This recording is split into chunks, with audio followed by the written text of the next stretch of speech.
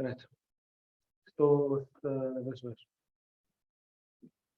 الله سبحانه وتعالى بعد أن أقول أعوذ بالله من الشيطان الرجيم بسم الله الرحمن الرحيم الله نور السماوات والأرض مثل نوره كمشكاة فيها مصباح المصباح في زجاجة الزجاجة كأنها كوكب دري يوقد من شجرة مباركة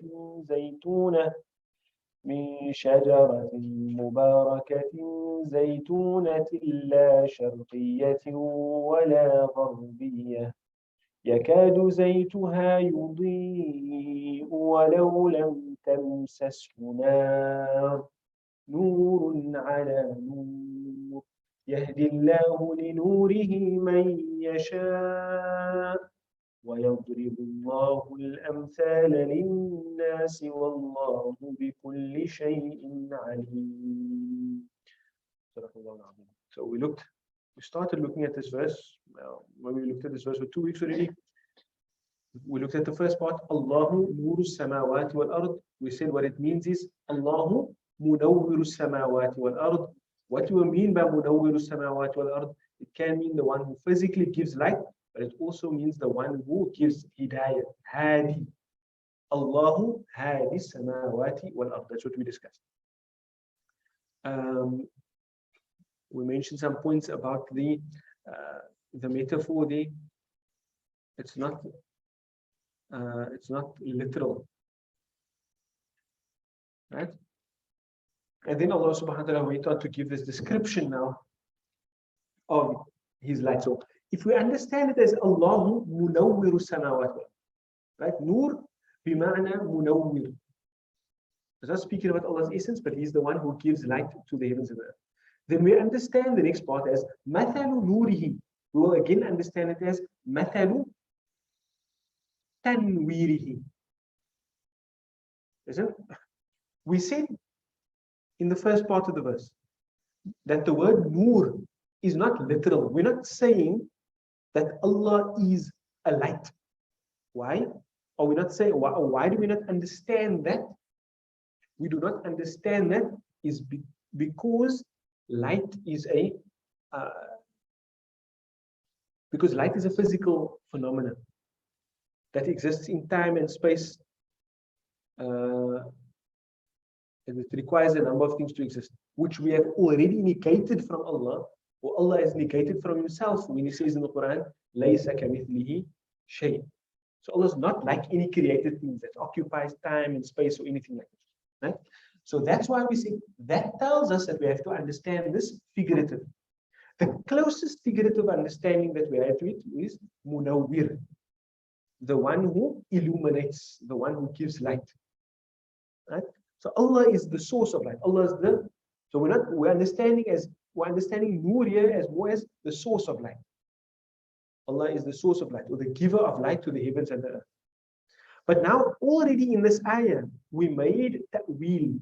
We interpreted the word nur to be munawwir. Right? Where does munawwir come from? Which bab? Second bab. Which part of the second bab?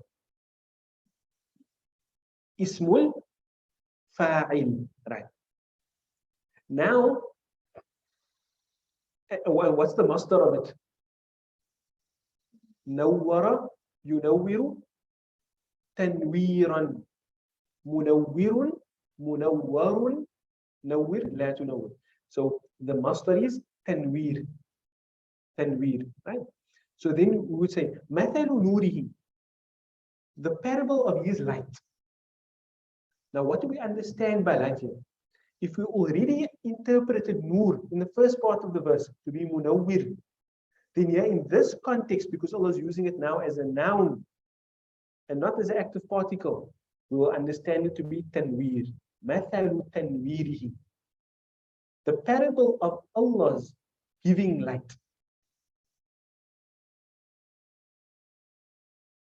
The parable of Allah's giving light. So we're just being consistent in our tafsir, in our ta'wil, our understanding of this, or our interpretation of this verse.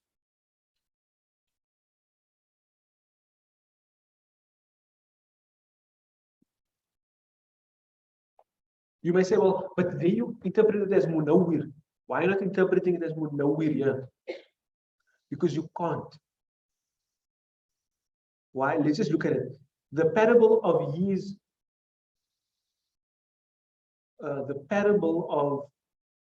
I don't know how to translate it. The illuminator of his illuminator doesn't make sense. So it must be of his illumination. And that is tanweer. That's the master form, right? That's why we're translating it in understanding it as tanweer and not munawwir. So what I'm giving you here is this is a process of tafsir, right? You always start from the literal.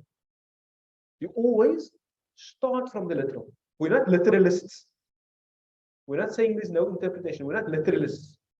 But our starting point is understanding the Quran from the language, right? And so we start at the literal meaning.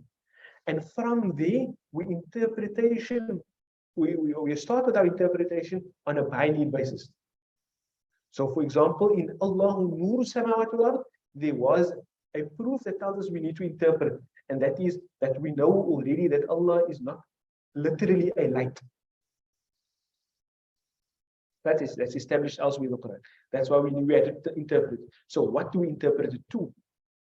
To the nearest meaning that's indicated by the text.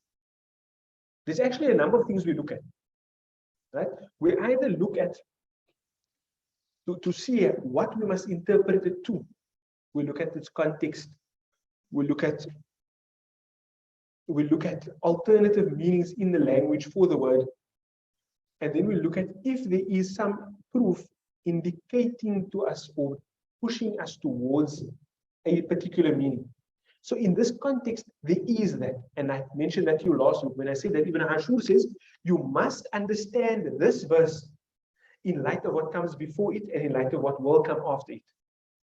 Right? And that is, what is Allah speaking about? Allah subhanahu wa ta'ala speaking about the revelation. Right? So Allah is munawwir. Yunawwiru samawati wal ard bi ayatihi. He illuminates the heavens and the earth with the guidance from his ayat, with his revelation.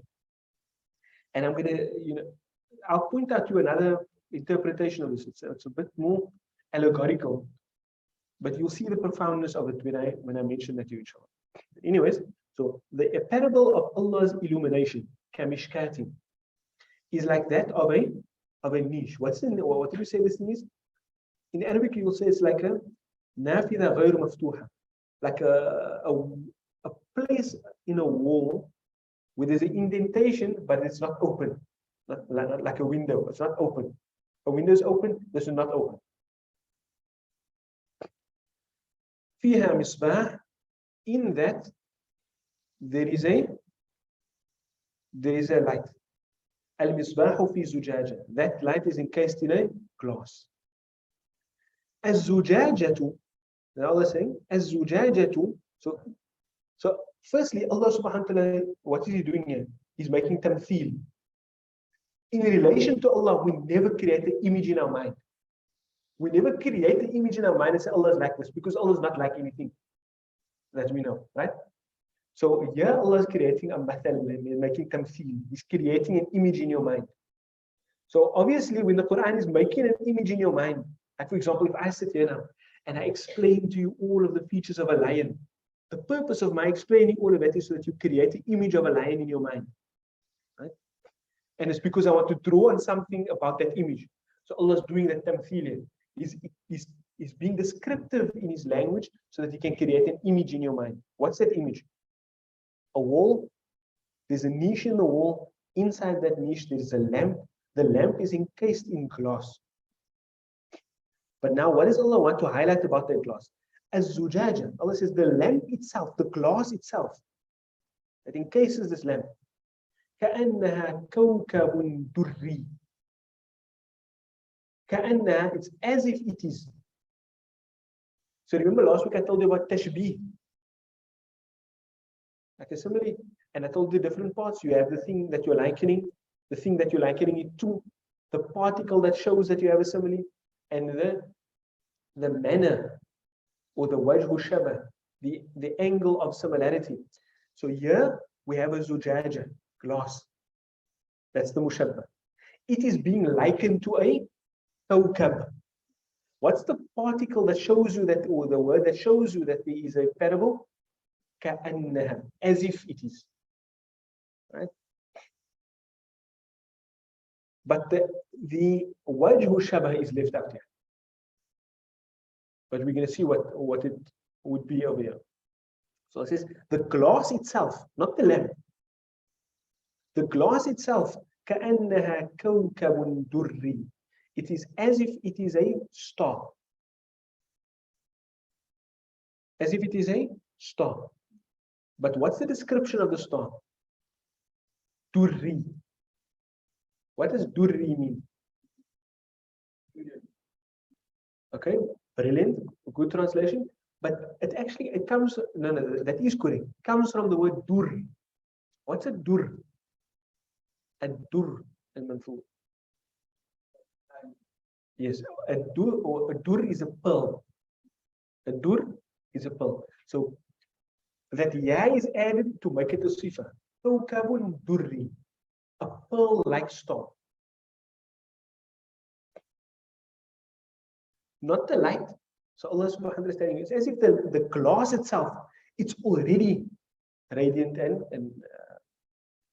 and bright, illuminating. So some of us say the word, the description durri, pearl-like, means mudi, also illuminating. Like stars give you light in the night, it also gives you light. The glass itself. And then he says, yuqadu. Now what is yuqad? Not the glass. The glass is not fueled. The lamp, the misbah, is fueled. Yuqadu is a fi'al from which bab?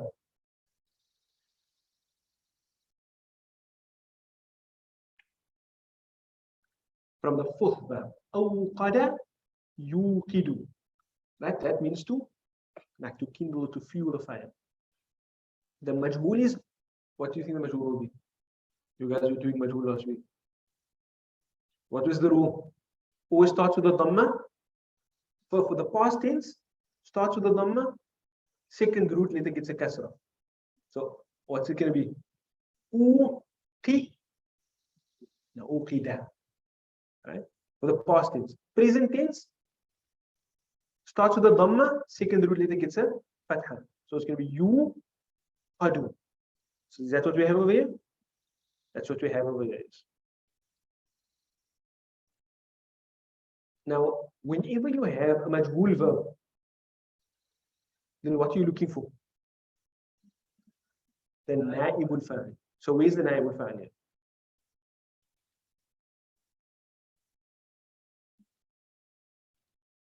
How do you look for the naibul fa'il? The same way you look for the fa'il. Any. So is there anything at the end of it? No. Is there anything to the left? No. يوقد من حرف الجار شجرة مباركة زيتونة لا شرقية ولا غربية, all in jar. And then after you have another yakadu. So it's another verb. No, nothing. So where is inside? What's inside yuqadu? It, right? Huwa. What's it going back to now? The lamp. It's going back to the lamp. The misbah. Not the zujaja. Not the glass. The misbah. So yuqadu. It is fueled. Min shajaratin. From a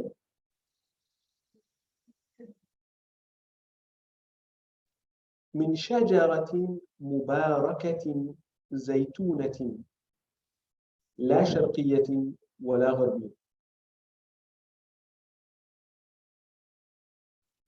It is fueled from a tree that is blessed.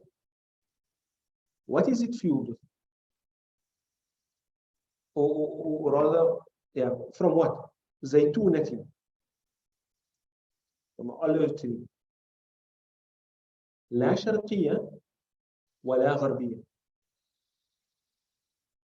Not eastern, no western. Now, I mean, what if you don't? I mean, if you don't have some extra information here, then you might think to yourself, I mean, what is the description of it not being neither eastern nor western have to do with anything? So if it's not eastern nor western, that means it's somewhat central. Right? So what does that have to do with anything?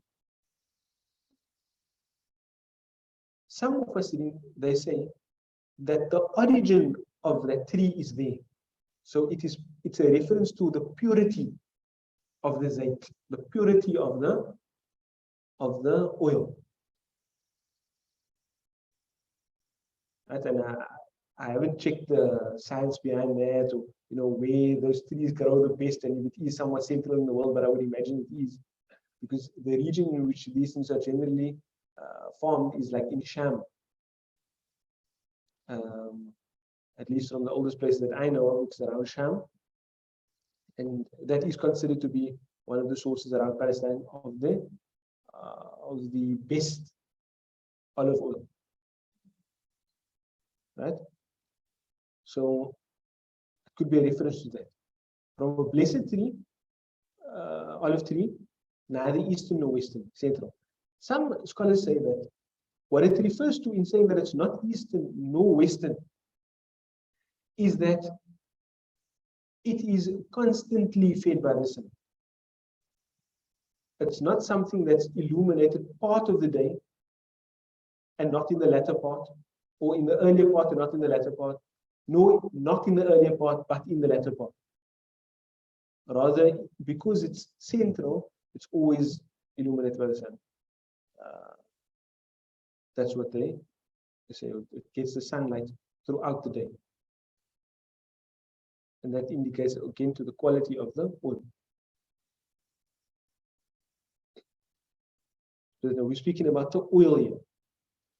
Right? And then Allah subhanahu wa ta'ala says, يَكَادُ زَيْتُهَا. Zaytun is what? It's olive, right? And zayt is oil. Right? So first is speaking about the tree, because the tree is what bears the fruits, and from the fruits you get the oil.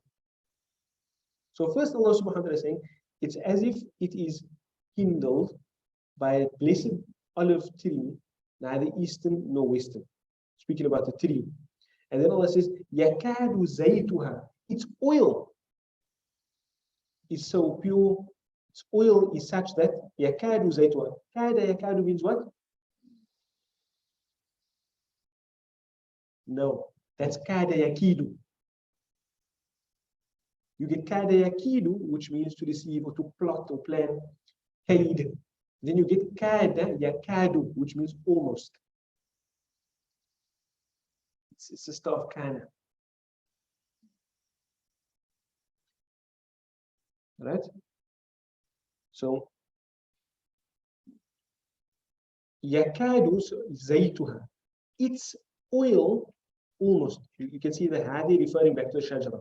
Yakadu zaytuha. Its oil almost does what? Yudi'u. Yudi'u. Masculine. Why? Because the word zayt is masculine. The fa'il of yudi'u is damir mustatir taqdiruhu huwa, going back to the zayt. Yakadu zaytuha. Its oil almost illuminates. Al-da'a yudi'u. That's on the fourth bab, comes from the word daw. Daw, which also means a light. Right? Al-da'a means to give light as well.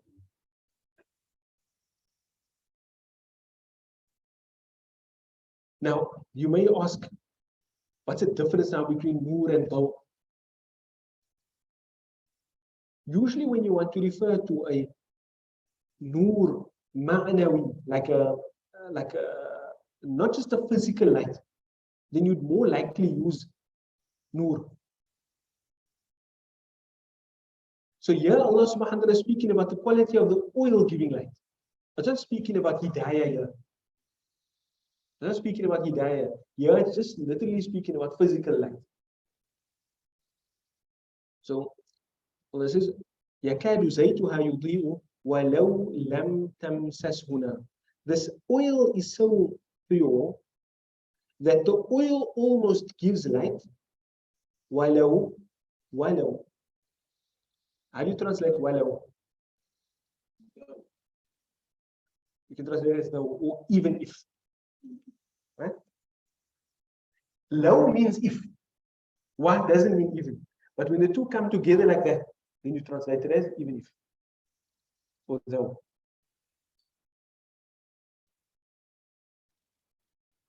Lam tamsashu. Massa yamassu means to touch. But because of the lam, the two scenes come apart. Massa yamassu. Because of the lam, one of them must get a sukoon, so they come apart. Right? So it becomes lam. Here it starts with a ta, because what's the fa'il? Narun. And narun is a masculine word or feminine word? Feminine word. But what kind of feminine word? Deemed feminine. Mu'annath sima'i. There's no sign of femininity. It doesn't have a particularly female meaning. It's not a female dual body part. It is simply a word that we heard the classical Arabs use as feminine. Right? So that's why we have tamsas rather than yamsas. So instead of being yamassu or tamassu, because of the lam, it becomes tamsas or lam tamsas. Now, what's the who referring to? The who is going back to the zayt. Even though a fire did not touch the oil, didn't inflame it yet.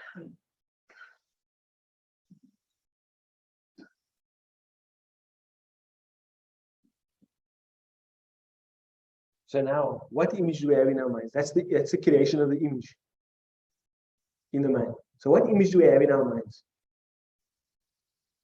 There's a niche in the wall, and there's a brilliant light emanating from this. And every part of this lamp, and it's illuminating from the inside, not the outside. It's not a window where the light is coming from the outside, right? It's illuminating from the inside, and every part going from the outside in is all illuminating. It's all giving light. The glass is so brilliant, it's like a star. Inside that you have the lamp. Before the lamp is even a light, the oil is so brilliant that it might sparkle, right? And it's a blessed oil. So when you have this oil coming from a blessed tree, usually it will be fragrant, it will be of good quality, and all of those things, right? And the light is coming to the outside. So that's the example of Allah subhanahu wa ta'ala's tanweer, Allah's illumination. Allah is saying the parable of Allah's illumination is like this whole process. So now there's a lot of things to unpack. How is Allah's illumination like this lamp? So we focus on a number of things, that it's almost illuminating from the outside, and every layer of it's bringing new illumination. The very thing at the center of that, which is the oil that actually inflames, it's not giving light yet, but it's as if it gives light on its own. So some Mufassirin have said, this description here is the likeness of the fitrah and revelation. The parable of the fitrah and revelation. Before this, Allah was speaking about revelation, right? And we already created the relationship between the tanweer of Allah and the hidayah from the ayat of Allah. Right? That's a revelation. But it's as if Allah subhanahu wa ta'ala is saying that this thing that that's bringing the light of Allah subhanahu wa ta'ala, it's as if before it received that revelation, it could almost glow on its own. And that is the pristine state of the fitrah. The pristine state of the fitrah The pristine state of the fitrah is not Islam in and of itself,